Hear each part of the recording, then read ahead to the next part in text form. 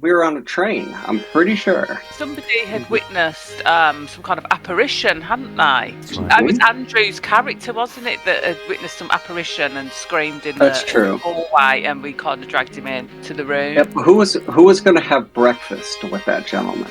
I was going to have breakfast with that dude. Okay.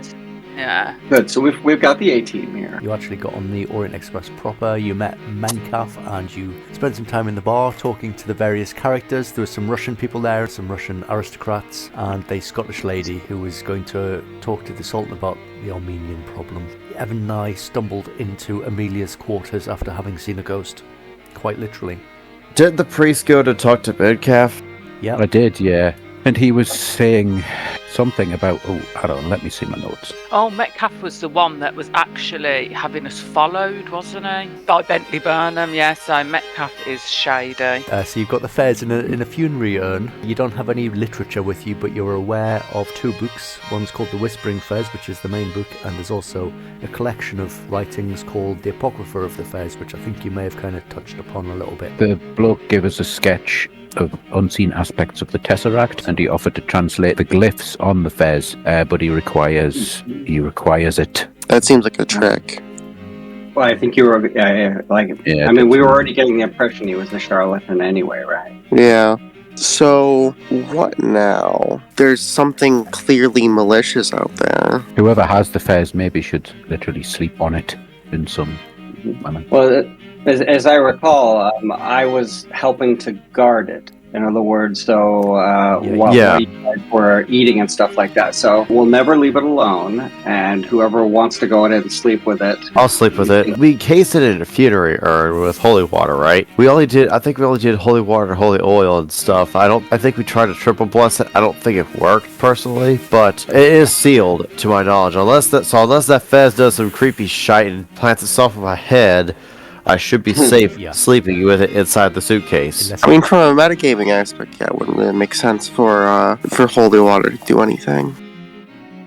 Whoever's got it should definitely sleep in shifts because, Whoever, let him go on ahead and sleep with it. I'll go on ahead and take the 4-hour shift. As a former soldier, it's not the first watch I've ever had to take. And then maybe someone can relieve 4 hours into it. Basically, so someone's always awake watching it. that sounds good. And I don't believe that's metagaming because we know that this thing does evil shit. So Yeah, I mean, I just saw a ghost or a shade or something, and that thing might come back. It might try to kill you in your sleep. we've seen the effect it has on people, and I don't want it munching on anyone's head while I could have done something about it. And then But on the other hand, I'll need at least 4 hours of sleep. I don't know. I was kind of perusing over the value of writing down more of the symbols that's on the surface of the hat and taking it to the Svengali person. You were going to write down the glyphs on a piece of paper and take it to Menkaf rather than take him the fez, which is probably a lot more sensible. The only issue, if you were to bring this up to the group, especially Gary, the only issue I would have with this is that it would tell him that the fez is indeed here on the train. Yeah, I think we kind of decided that we weren't going to share because I get the information as well from the fake journalist that it was Metcalf that has been having us followed. So Right. But I think he knows it's on the train. Yeah, obviously, it's on the train, but I don't think we should give him any. We shouldn't trust him. That man is an enemy, as far as I'm aware. As far as I think the group should be, because this Metcalf guy. Yeah. Mm-hmm. Yeah, I think he's definitely the enemy, and he's trying to work way to get the fez. He's probably eventually going to kill us if he needs to. You wake up in the morning feeling refreshed, or as refreshed as you can be if you've seen a spectre the night before. You're getting up extra early, Amelia, to meet Bentley, who's getting up at the first stop, which is Stuttgart at 6:41. Bentley's sitting there waiting for you, looking rather smart. You can just see him brushing his moustache as you approach. Twirling. Yeah. Good morning, Amelia. Oh, good morning, Mr. Burnham. Last time we spoke, you said you may have some more information for me if I met you for this breakfast. I'm not some nefarious villain just sitting here twirling my moustache, Amelia. It's quite the opposite, really. I do write and I snoop around for stories. I'm, let's just say, professionally curious. Well, you know what curiosity killed, don't you? Be very careful. Cards on the table, Amelia. I'm with the Metropolitan Police. Is this guy bullshit? I wanna bullshit check him. I'm going to let him go for a bit and then I'll make some rolls. So I'm going to see what I want to say to him. Yeah, I'm with the Metropolitan Police, Amelia. Not exactly the Bobby on the beat. More special assignments, let's say. When Metcalf put out his feelers for a private investigator, my superiors thought it wise to see what he was after. A strange foreigner hiring detectives for vague purposes? Sets off alarm bells, doesn't it? I made contact, played along, but let's just say he's not looking for a detective to find a missing cat. The man's up to something deep, something rotten. I was just starting to get close when you guys turned up. Well, Officer Burnham, as you can imagine, that these are some quite dangerous times. How can I be comfortable talking to you? Is there anything you can show me that may make me believe that you are a police officer? I'll level with you, I like you. I liked you the moment you cut me down to size in that lounge car. He tilts his head. But if you and your friends are dancing around Metcalf, then we're on the same side. So what do you say? Do we compare notes? Do we work together? Or do you throw that coffee in my face and storm out? I think I would be comfortable doing that if I can also rely on you for some backup when needed. Pulls out a couple of pieces of paper and he pushes something across the table towards you. You might find this interesting. A week or so before you caught the train, a fez collector was murdered. And he gives you a newspaper clipping. He says, I've been investigating this. I think it's connected to Metcalf. Newspaper article from the London Times, the Rotherhide Fez murder. Cowardly killing of elderly fez collector. Criminal gang still at large. Last Thursday night, elderly fez collector Mr. Joshua DeVore, aged 70, of number 3 Blithering Lane, Rotherhide, was murdered during what police say was a burglary of his Rotherhide residence. Described as eccentric but essentially harmless, Mr. DeVore was brutally bashed to death with a blunt instrument and his house ransacked. Mr. DeVore was noted for his collection of fezzes from all over the world, as well as his fez-related literature and memorabilia. No fezzes appear to have been stolen from Mr. DeVore's extensive collection of that particular headwear. A glass case containing examples of fez literature in rare books and manuscripts was overturned and smashed. Police suspect the damage was done in a mad search for money by the perpetrators. Inspector Kendall of Scotland Yard believes it's the work of a local burglar gang terrorising the vicinity. These rogues are getting bolder. It was only a matter of time before somebody was done to death. The inspector assured the Times reporter that the gang would be apprehended and feel the full measure of the law. Rotherhide residents are urged to secure their premises at night and to take appropriate precautions towards their persons. I suspect you may be right. Then he also pushes something else across towards you. Excerpts from the Journal of Matthew Pook. Excerpt 1. Sorry, who was Matthew Pook again? Was that wasn't the guy that died with the fez on his head? Yes, it was, yeah. It? Oh, it was. Okay, right, yeah. Excerpt 1. Metcalf has a powerful influence on the gullible. He carries the blood-red fez that Professor Demir described as a nondescript hat box of dirty brown. Neither he nor his minions seem willing to touch it. Excerpt 2. My researchers at the British Museum Library have called me away from time to time, but my regular checks on Metcalf and his minions reveal things are unchanged. They are staking out a house in 3 Blithering Lane in Rotherhide. I've asked around and learned a fez collector lives there.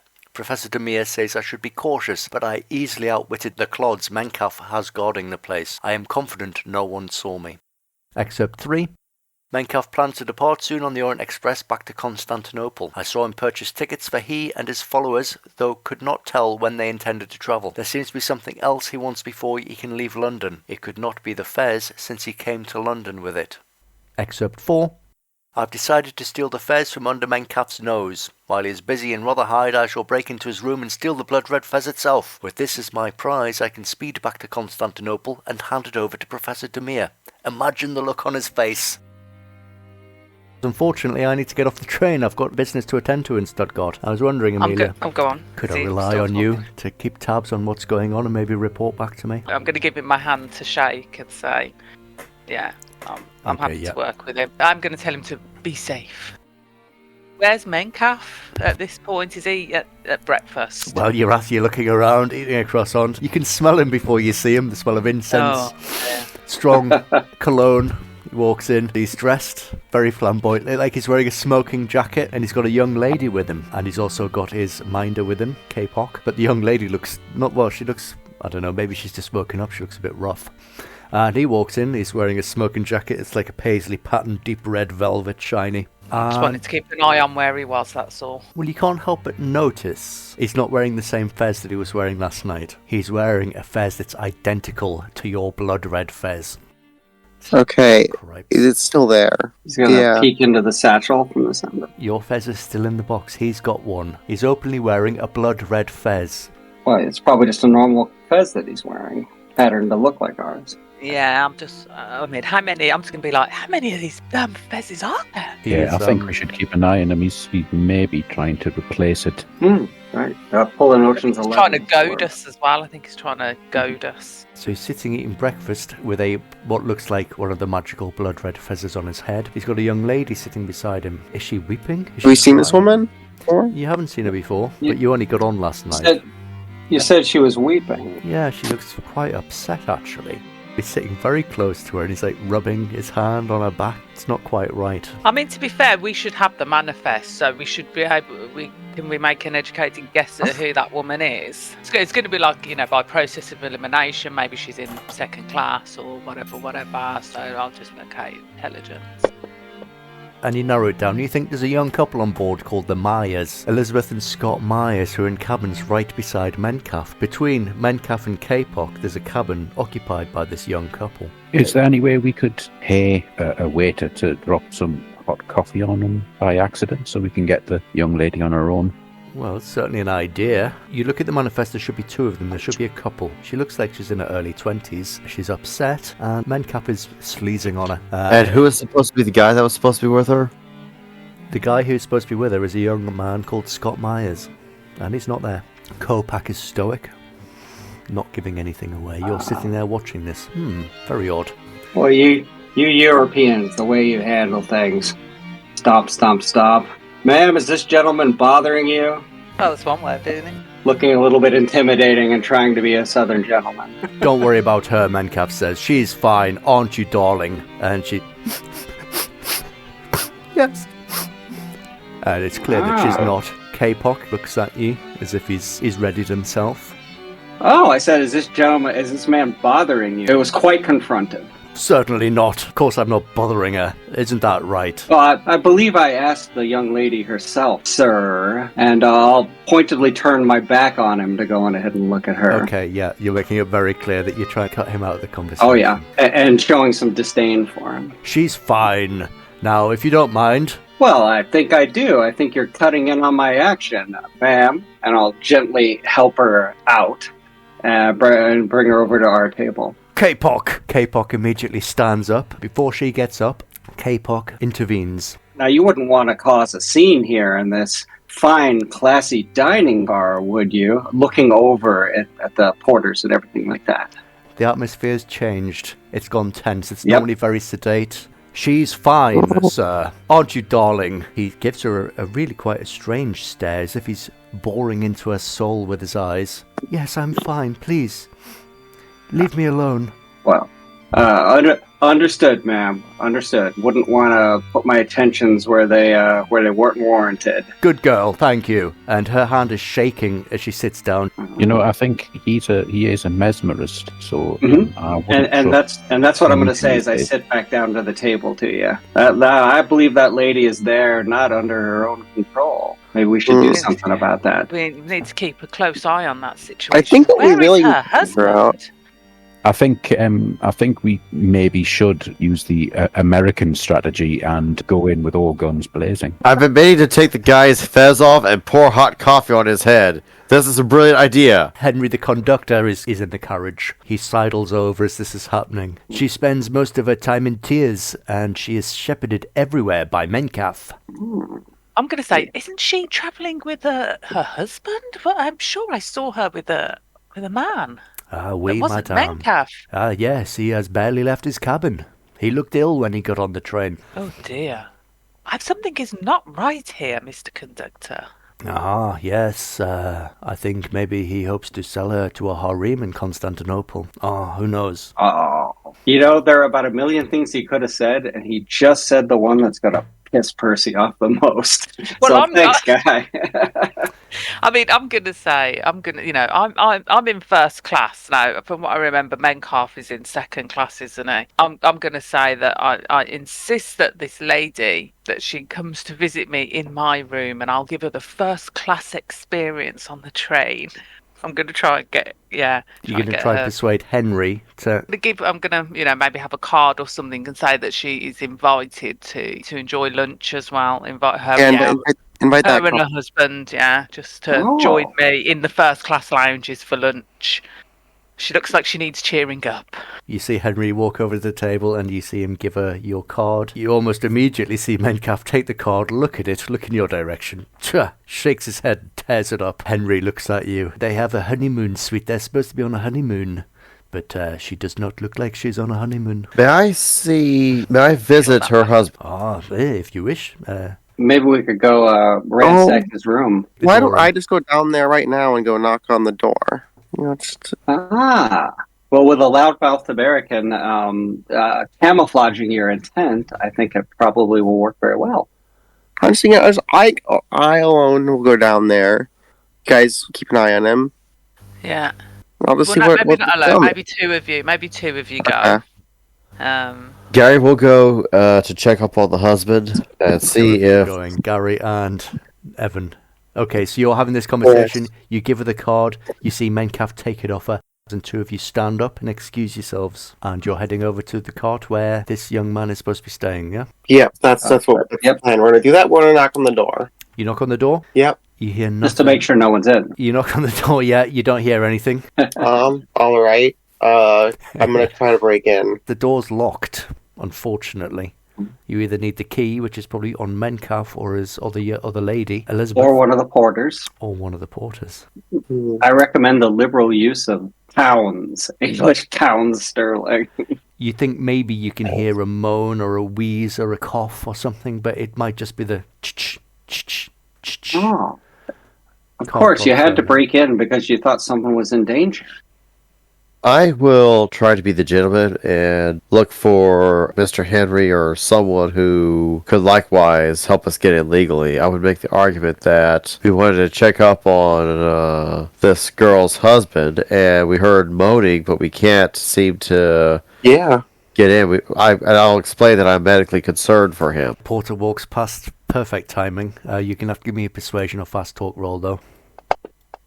Oh, excellent. A hard success. Oh, certainly, sir. Medical emergency. He pulls out a skeleton key and he quickly opens it. The door opens to a room. It's dark. The curtains are shut. There isn't even a shaft of light shining through from the curtains. Well, let's open a window. You can see a figure lying alone on the bed. Oh, is he? Let's check a pulse. He looks very similar to Mr. Pook. He's lying on the bed. He looks frail, dishevelled. He looks like maybe in his 40s, even though you know he's in his early 20s. He's got big red rings around his eyes, and he's got a fez firmly affixed to the top of his head. Very similar to what you saw in London, except he's clothed. He looks as if he's not quite as far gone as the other chap, Mr. Pook. You walk over to try and open the windows, the curtains. An inky blackness wraps itself around the window. The inky blackness is moving like liquid around the walls. Give me a sanity check. From all both of you, yeah.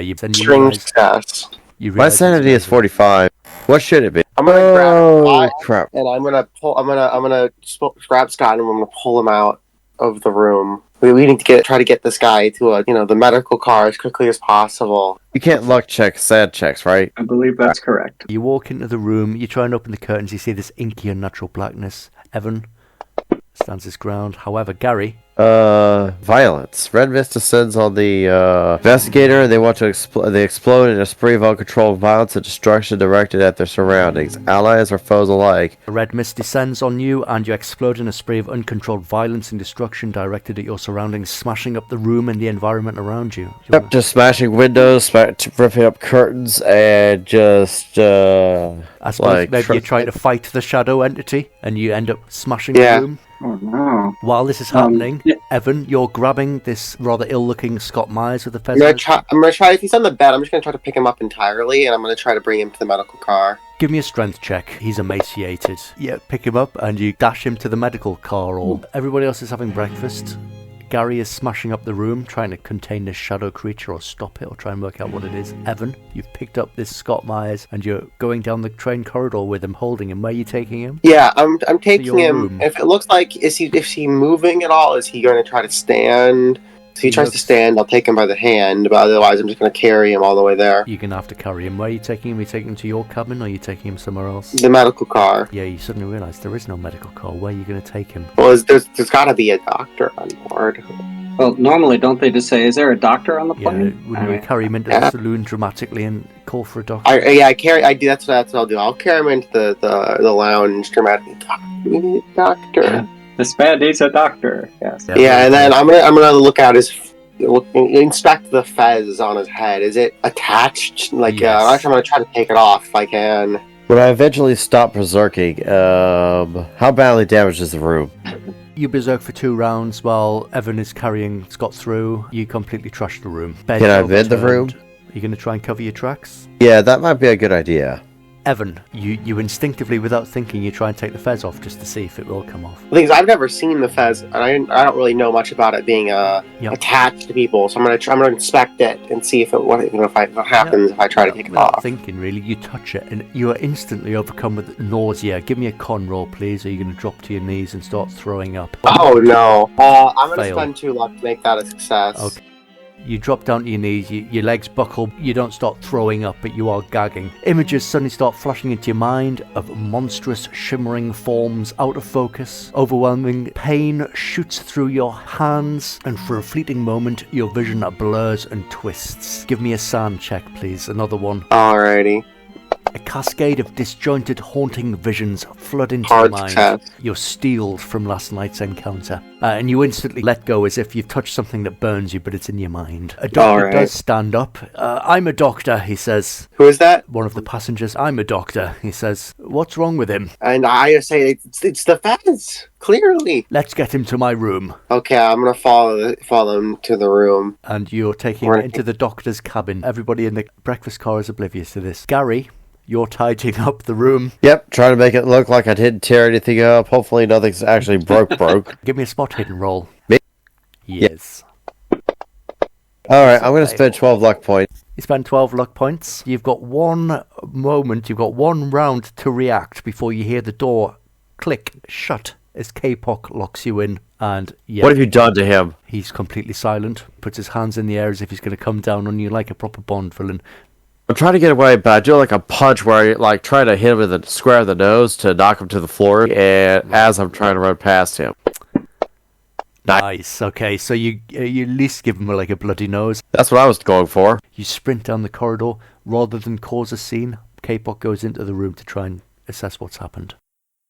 Back to the breakfast car. What are you guys doing? So Percy, Ezekiel, and Amelia, they've been gone 10 minutes now. You can see I would say that if we saw APOC get up, So we would 5 have done minutes- something. Yeah, 5 minutes after Evan and Gary go to the room, which you know they're going to, you see K-Pack kind of stand up and follow them. Yeah, so I think we would have maybe followed close. One of us maybe would have followed closely. I mean, I don't mind if that's me because I'm armed, so I would have maybe stalked him armed. But So not- you're maybe yeah. walking down the corridor and you bump into Gary, who's running towards you, and he's Yeah. red-faced, his shirt's open, he's got bloodied knuckles, his hair is completely messed up. What the hell's happened? Okay, that guy, her husband, Scott, he's wearing the same fucking, I shouldn't say fucking, but he's still half enraged-ish from that effect. Yeah. So out of character, he says fucking when he says he's got the same fucking fez on his head that Pook had. Get these damn faces off him. I don't know, but K-Pop, that weirdo, that strange man just tried to lock me in the room. I managed to give him what for to his face. I got out. So I'm gonna hold his arm. I don't know if K-Pack is close.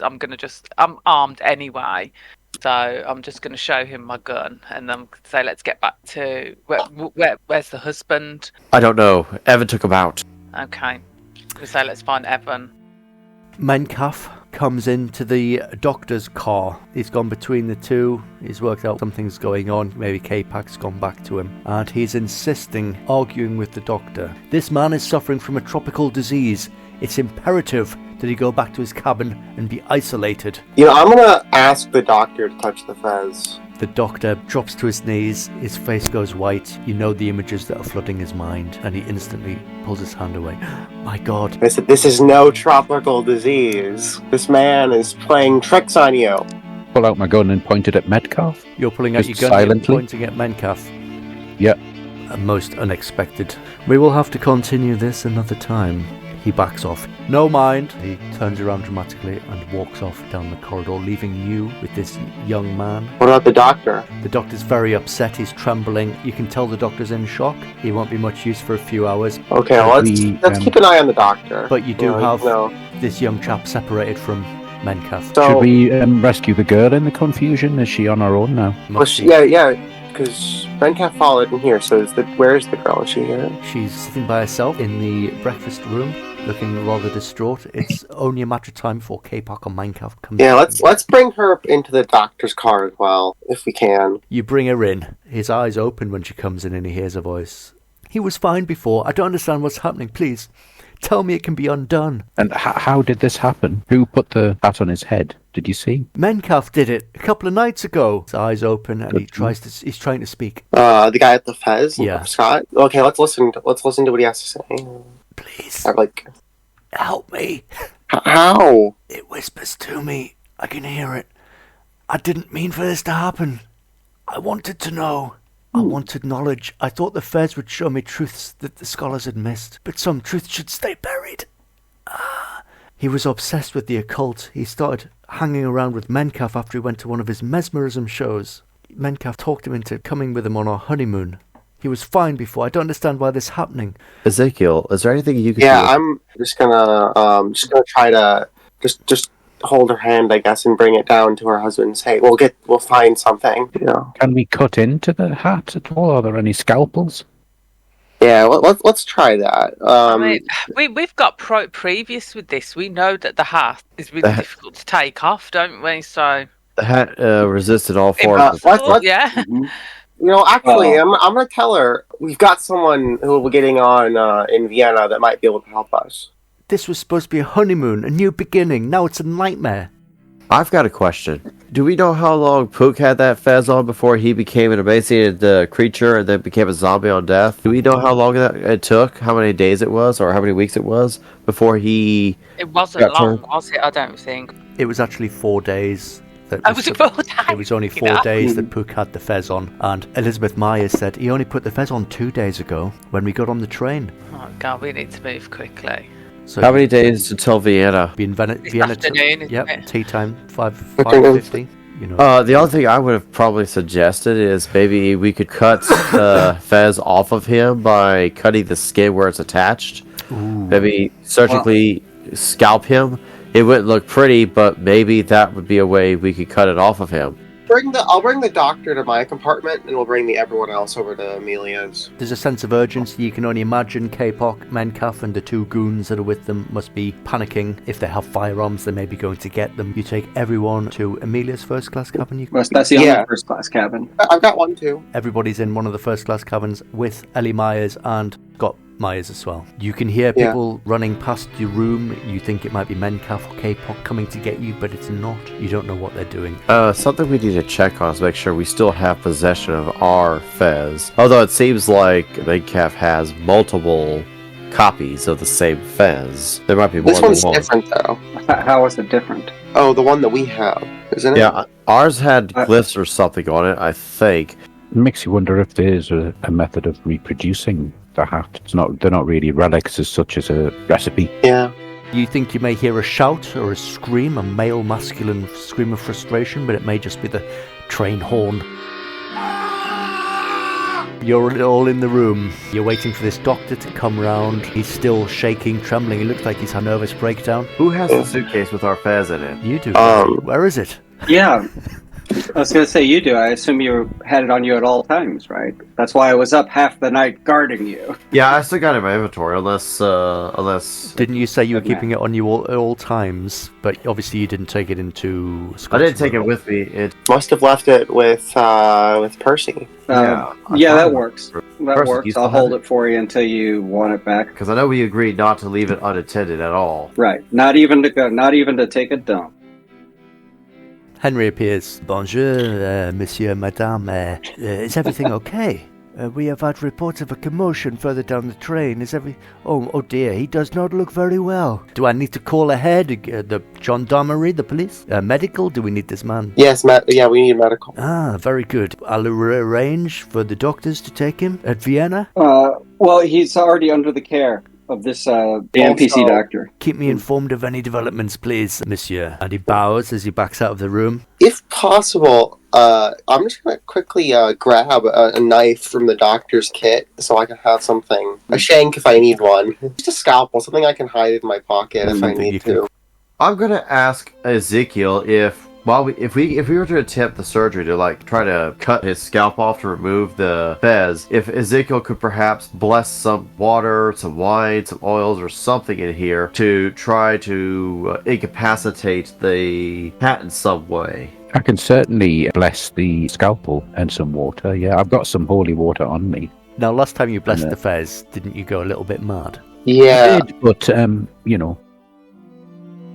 Scott, his once youthful face is now drawn and pale, dark circles shadowing his sunken eyes. His hands tremble, and there's a feverish flicker in his gaze as if he's seeing things beyond this world. Shadowy forms. His voice wavers between pleading and lost. A man who does not understand what's happening to him, but knows it's terrible.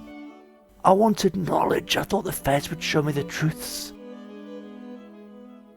Mize is a young fool fascinated by the occult who has fallen under the influence of Mencalf while on his honeymoon in Paris. He is now an unwilling wearer of the blood-red fez, and his sanity and life are slowly ebbing away. Unless you're lucky or generous, he is likely doomed. In a former life, he was the dilettante son of a wealthy banker who had an interest in the occult, and that's how he ended up here. They only got married a week or so ago. She clings to the remnants of her honeymoon dreams, but terror and exhaustion have drained her once bright smile. Her wide, tear-filled eyes dart nervously, and her hands fidget at the hem of her dress. She watches over Scott with equal parts devotion and helplessness, caught in a nightmare she cannot wake from. I'm going to look for some high-proof alcohol or something, use my knowledge of chemistry to try to produce some some disinfectant so that he doesn't get some kind of gangrene in his head or something like that, should we succeed in removing the scalp. We got a medical kit. Yeah, let's see that. Okay, so you're preparing for a surgery that's going to happen tonight. Well, we're going to try to get it off. It's going to happen once the doctor is lucid, right? Unless anybody else wants to do anything else, we're doing this. Well, guard the door. I don't want anybody just walking in unexpectedly. I will stand right outside the door at attention so that anybody who wants to get it would have to go through me. You do see K-Pock comes to the corridor and he sees you standing there. My eyes plainly saying to him, hey, we're both professionals. I don't have to shoot you in the face, do I, you gorilla? I'll open the door just enough to say, hey, the gorilla was here. He's going to be back. And then close it. Yeah, he's probably going to be bringing a weapon with him. Mm-hmm. You do feel a sense of urgency. Yeah, maybe you should do it now. I'm going to try to draw up some chemicals or something that would have a pungent enough odor to wake the doctor up. Smelling salts. Yep. Yeah, I bet you he has them in his bag, actually. He should. So I'll check his bag for smelling salts and see if I can wake him now. Give me some kind of roll to see whether you can get the doctor active before the Baron gets on the train. How about a first aid roll? I'll spend 2 points to make it a hard success. You spend 2 points to make it a hard success. You manage to get the doctor to come round. He's lucid now, he's listening to you, though he's still in shock. He's just able to communicate. Yeah, okay.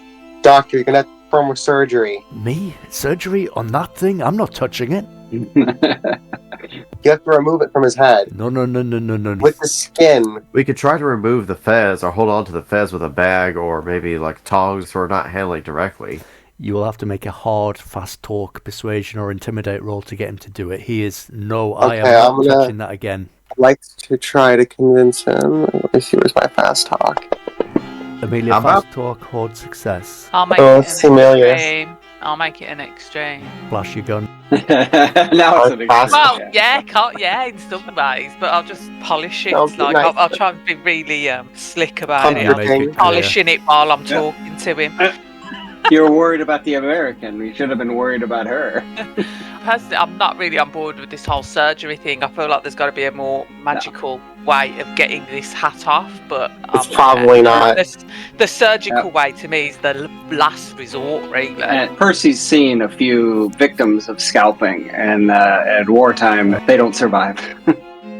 Right now, he's kind of sweating and doesn't even want to think that it's a possibility, that they're just talking about it. He's blocking it out. You can tell there's some trauma there. For me, it was a last resort thing, so I want to wait for the Baron, because I don't think scalping him is going to work anyway. We've witnessed somebody die horrifically, from this Fez anyway, so I don't think scalping's going to help. I think it needs magical removal.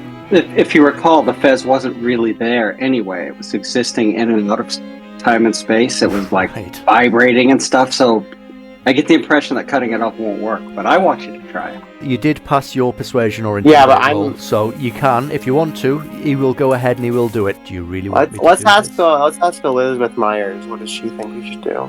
Well, let's let her decide. How about that? She bursts into tears. I just don't want you to hurt him anymore. All right. Let's wait for the Baron then. I'm going to take the doctor to one side and just say, look, it's nothing personal. I'm not out of earshot of his wife. I'm just going to say we've witnessed this happen before, and when the hat finally kills him, that's when it's very dangerous. He's incredulous, he doesn't believe you, but then he doesn't believe what happened to him earlier. I could try and relieve some pressure, but without proper anesthetics, it will be very difficult. We'll have to tie him down to do it. I think it's probably an idea to tie him anyway, in case the transformation happens. Ezekiel, is there anything you could do to try to minimize the Fez's power on him? Maybe slow the process down? I can only recite what I think are the appropriate rituals. It's worth a try. The train arrives in Vienna late the afternoon at 5:50 p.m. You are to meet Baron von Hoffler, Smith's friend and your patron. Passengers boarding in Vienna are placed in sleeping car 2. So unless there's anything you desperately want to do before the Baron gets on the train. Well, I mean, we were supposed to go to Constantinople. How long till the train depart? 10 or so minutes. I mean, we're supposed to be tracking who gets on and off. What I want to see is, I want to find out where is Metcalf, and when the Baron gets on, is there anything that makes me, like maybe if they pass each other, or I want to keep an eye on any kind of interaction between the Baron and Metcalf. Metcalf has been in his room. There's been no sign of him. Should have fucking killed Metcalf. Well, yeah, but if we did that, we would have been arrested. Metcalf has nowhere to be seen. You've only seen Kopak wandering around, checking out where people are. As the train arrives in Vienna, you see who can only be the Baron, stepping onto the platform. His sharp gaze is scanning the station. A young woman, presumably his daughter, rushes towards him. Her face is full of concern. His face is pale and gaunt. His clothes are of the finest quality, but his grooming he looks like he's let himself go a little bit. They're having some kind of argument on the station platform. You see him shaking her head and she's pleading with him almost. Can I open the window? Yeah, you can open the air flap, crane your ear towards them. She's shouting at him. Father, please! This obsession is draining you. You're exhausted. You need rest, not another reckless journey chasing shadows. Isla, my dear, you do not understand. I am on the verge of something monumental. This journey is not one I can abandon. Then let me come with you. At least let somebody watch over you. No, this is beyond you, child. I must go alone. She storms off, disappearing into the crowd. The Baron sighs, he adjusts his coat, and he steps onto the train. Should we have tried to bring her along? Okay, well... best to leave the innocents off the train, I think. Yeah. We don't need Mimcalf having another hostage with another freaking brain Fez that he pulls out of his ass somewhere. So you see the Baron, he gets on the train as you would expect, and moments before the train pulls away, a woman in elegant purple kimono with scarlet dragon design and jet black hair quietly boards at the last moment, unnoticed by all except the most observant investigators. She gets on at the very end cabin as well, as if she's trying to get on unnoticed. She's very brightly dressed. She's got white face like a geisha, black perfectly cut hair. This is just getting out of hand. What's a geisha doing in bloody Vienna? You see the Baron walking down the corridor. Where is the Fez? Where are you? Come out! Mr. Uh. Percy! Mr. Ezekiel! Where are you? I'm going to tell Baron to keep his voice down, come in the room with, I'll tell him to, hey, come in here. And I'll try to gesture him to come into Scott's room. He stands there, draped in fine clothing. It's begun to fray at the edges. His wig is slightly askew, and his pale fingers twitch with restless energy. There's the fez! We have the fez. I gesture for Percy to give you the suitcase. I open the suitcase and show Von Hoffler the feedery urn we've hid it in. Boy, am I glad to get rid of this thing. I shake the urn to verify it's still there. He puts his hands out to take it off you. But first, how do we get this thing off of this guy? He's suffering the same fate that Pook did. There's somebody else with a fez? You have 2 fezzes? Well, it looks like Menkoff is able to pull him out of his ass whenever he wants to and infect people with these weird fezzes. I don't know what he's doing. All I know is this kid had a fez put on his hat a couple days ago, and as I recall, Pook had the hat on for 4 days before he died and turned into a mutant zombie creature. There's Menkoff on the train. He has a fez? He's got all kinds of fezzes, and he's some kind of mentalist. He looks at people and makes them do things. He just stares at them all weird-like. I think Amelia's going to come in, but Amelia's going to be a lot more mistrusting of this Baron. From Amelia's standpoint, our mission is not to hand over any fez to the Baron, it's to hand it over to someone specific in Constantinople, isn't it? The Baron's just coming along for the ride, isn't he? I've brought something with me. And he pulls out a rather large book, and he looks at you like you should be impressed. What's in it? I kind of am impressed. The thickest book I've ever read was a Old West pamphlet, a Penny Dreadful. I am impressed. I've only just acquired it from auction. I am just beginning to translate it. And he pulls it out. It is a copy of the Whispering Fez, the Cthulhu Mythos tome. Once I've translated this, the secrets of the Fez will be mine. Now, with this book and the Fez, I can get to work. There is actually some very dangerous people on board this train, Baron. So the Fez is being well protected currently because, yeah, we're not giving the Fez for him. And the Fez, give the Fez to him.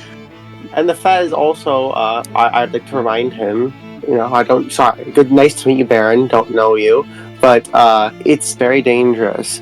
Scott, I can attest to that. I gesture at Scott currently wearing a fez. He looks at Scott with a fez. Wow, this is wonderful. He is wearing the fez. Well, it's not wonderful. He's wasting away. Please, how do we get this off of him? Time is of the essence, Gary insists. Yeah. So many others, they seek to understand, but they lack the stomach to act. This is where I differ, and he looks at the scalpel, and perhaps where you and I might find common ground. So, how do we get the fez off without killing the man? Please, this is urgent. Well, there's the quick way and there's the long way. The quick way, he looks at the scalpel. The long way, he looks at the book. How long will the long way take? Yeah. Well, it depends. Some people can translate quicker than others. I have an idea. Leave me with the book and the fez, both the fezes, and maybe I can work out how to do it in a couple of hours, might get a couple of days. We don't have a couple of days, though. I'm not comfortable leaving him with the fez. This man is not... Yeah, well, how about this? We'll show you the other fez once you get the hat off the other guy, and then you can translate the runes on it. How's that sound? I have some translation experience and a gun. I am happy to assist. Good man. Man of God, everything. That should help. We're going to leave you with a babysitter, Baron, because there's a gentleman out there, a big hulking gentleman who wants to make trouble. Start reading, Baron. This is the best day of my life.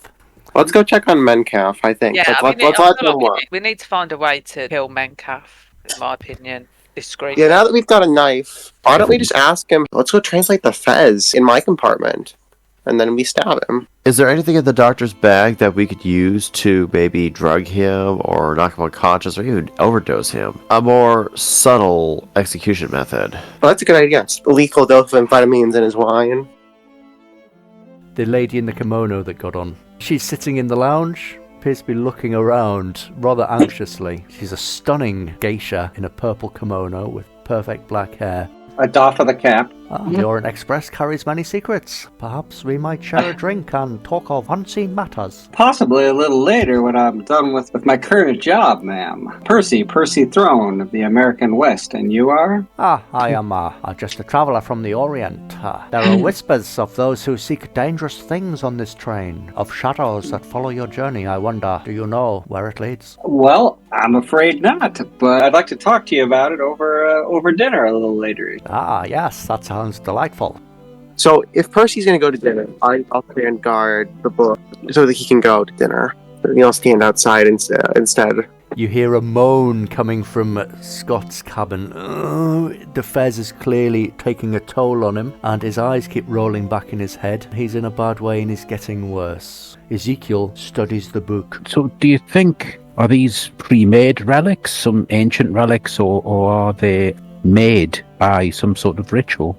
Just imagine the truths that could be grasped if we can embrace its power. What manner of truth? Exactly. I'm interested in occult matters, but I do think that we should prioritize this man's life rather than your pursuit of knowledge for the sake. But this fez, Mr. Ezekiel, it is no mere parlor curiosity. Look at it. It is a gateway, a prince's crown for those willing to rule. Are you going to help this man? Have you gleaned any insight at all? Give me a persuasion check. Yeah, you are right, yes. We must help him. Look at this. What do you think this means? And he shows you a glyph in the book. Give me some kind of check, Michael. Give me a language? Yeah, language check. That's An Aramaic. extreme success. Ezekiel, while you're looking at this, you get an extreme success with your Aramaic. It all makes sense. In fact, it makes too much sense. All at once, it clicks. You're not learning it, you're remembering it. All the glyphs in the right shapes and patterns layer on top of each other. It all makes sense with a startling realization. Give me another sanity check, please. With that roll, you may have made a breakthrough. Another hard success. You think you may have found a way to slow the fez decline, the degeneration of this afflicted young man. Lord, I have it! You think you've learned the syllables of a short mantra that will arrest the usual process for the fez. It will mean sacrificing a small amount of your life force directly to the hungry fez. I have spent my life giving to the needy. I am willing to do such a thing. Aww. Arrest fez decline. This short mantra arrests the usual processes for the fez for 24 hours by sacrificing a small amount of life force directly to the hungry fez. 5 points of power lost. It can be cast by the wearer and can also be applied to others by touching the fez. So at the very least, you're going to have to touch his fez. Once the sacrifice is made, the wearer suffers no further ill effects from the fez that day. Will this buy time for him in the sense that are we going to work further on translating this book? It will give you more time. The structure itself of the language revealed itself to me. I do think I've made a meaningful breakthrough. If you trust me, I must now touch the fez to save this young man's life. Please, anything to save his life. Finglui Megluinafa Cthulhu Ria Wigandagi Fitang. As Ezekiel does this, he touches the fez, and you can see whatever's happened to Pook and happened to Scott is happening to Ezekiel now. As he loses the 5 points of power, you can see him aging and his life being sucked from him as the fez begins to get a deeper colour of red. Sanity loss 1d10, please, Ezekiel, and your Cthulhu mythos can go up by 7. It's good advice to roll a 1. That you did. But you're confident that if you keep studying the Whispering Fez, there are more secrets that will be revealed. This is more than when he blessed the Fez. This is more than when he blessed the Scalpel. You can feel an energy in the room. Ezekiel is confident he has arrested the Fez decline, at least for a day. Hey, I've got dinner here. Who wants to take my place? Who wants to relieve me?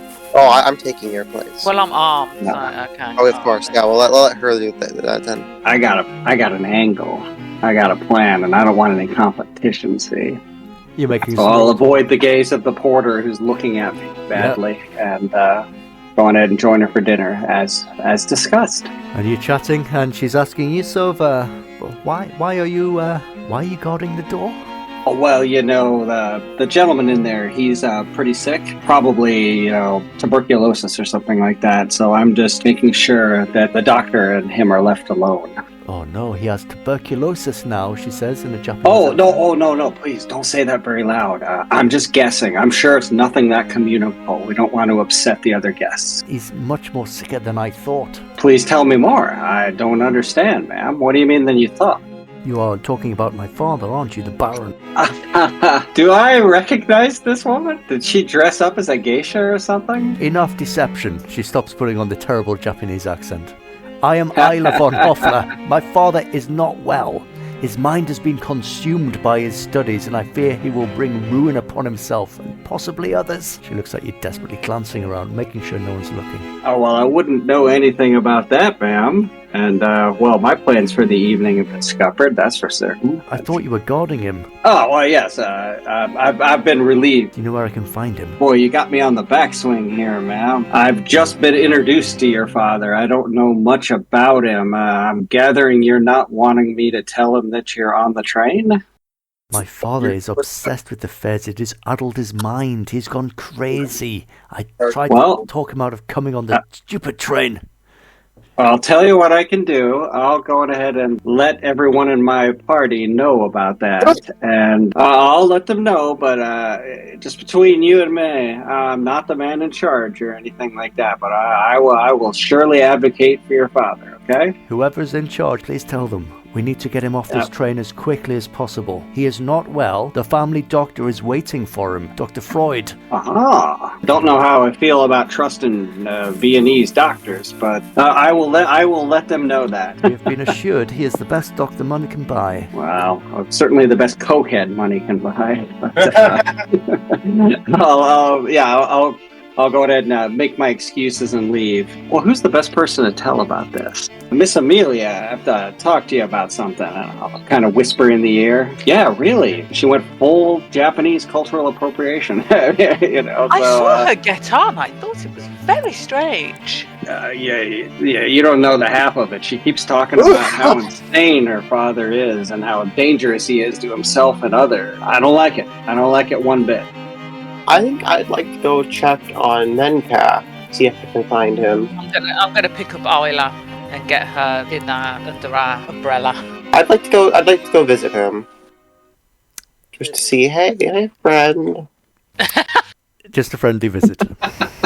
Yeah, I'd like to have, we can, it's just during dinner, maybe we can have some tea and be all nice for a little while. If I can, I'll have a porter bring some tea I'll come with a porter with some tea. You knock on the door? Who is it? Oh, it's Evan. I'd like to, I brought some tea. I'd like to have a chat. So nice. It seems you've been alone for a little while, and I was getting worried about you. Oh, Evan. Yeah, okay. I'll come in with, and I'll have the porter bring in the tea. Evan, what are you doing here? What a pleasant surprise. I just wanted to see you. You seemed very distraught earlier when that poor man was having some medical issues, and I thought, it might have gotten to you too, and that would have been very, very unfortunate. Yes, it's terrible business. He was afflicted by an infection in the tropics. Yeah, those tropical diseases. It was completely ludicrous that it could bring all the way to Paris, and it's just, like I said, very unfortunate.